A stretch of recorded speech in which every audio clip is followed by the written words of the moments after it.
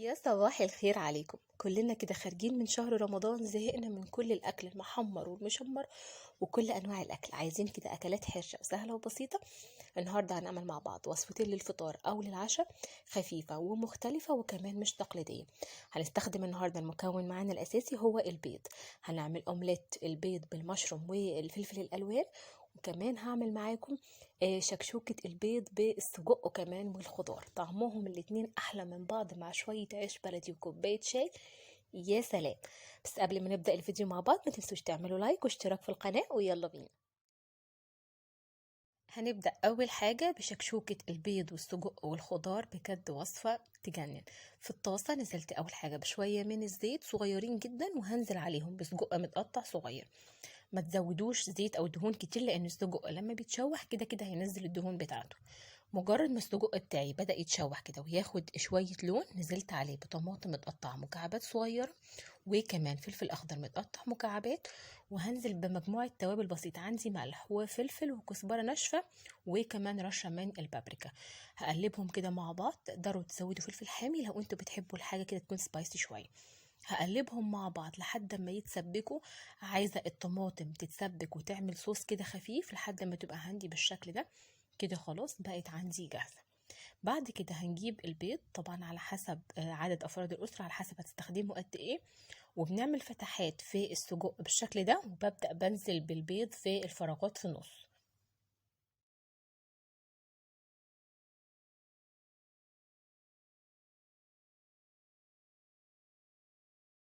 بنكسر البيض بالشكل ده، وهنسيب الشكشوكة بتاعتنا على نار هادية لحد ما البيض بتاعنا يستوي، وعلى حسب درجة التسوية اللي انتوا بتفضلوها.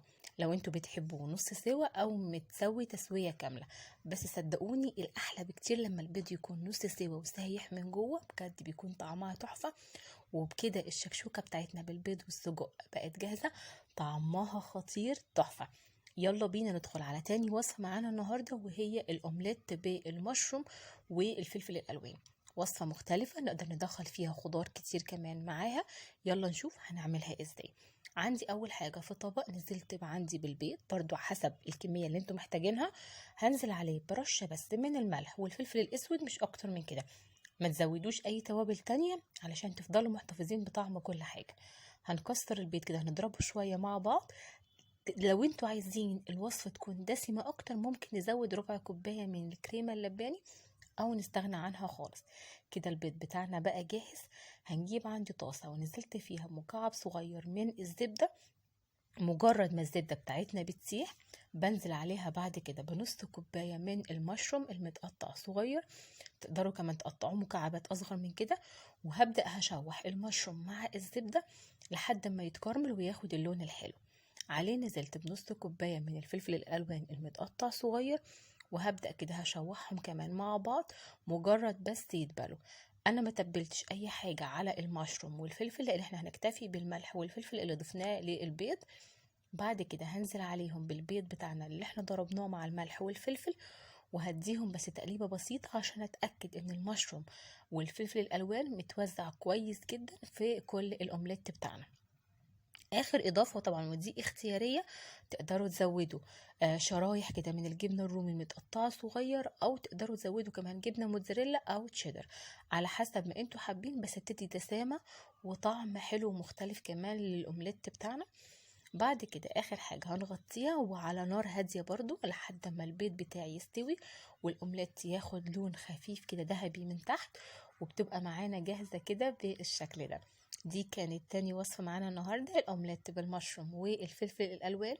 قدموها بعد كده في طبق مع شوية عيش بلدي وكوباية شاي بالنعناع، واستمتعوا بفطار لذيذ ورايق ومختلف.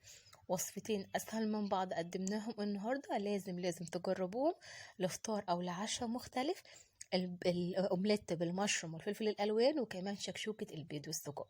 دي كانت وصفاتنا، أتمنى أنها تعجبكم. ما تنسوش تشتركوا في القناة وتفعلوا الجرس. أشوفكم على خير الفيديو الجاي. باي باي.